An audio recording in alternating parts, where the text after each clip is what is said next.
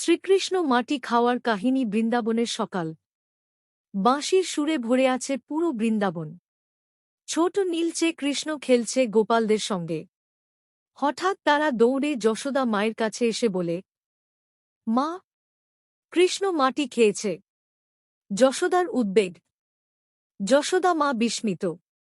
তিনি কৃষ্ণকে কোলে তুলে স্নেহভরা চোখে জিজ্ঞেস করেন, গোপাল, তুমি কি সত্যিই মাটি খেয়েছ? কৃষ্ণ মুচকি হেসে মাথা নাড়ে, না মা, আমি কিছুই খাইনি। মুখ খোলার নির্দেশ। যশোদা বুঝতে পারেন না কার কথা সত্য। তিনি বলেন, তাহলে মুখটা খোলো দেখি। ঈশ্বরীয় প্রকাশ।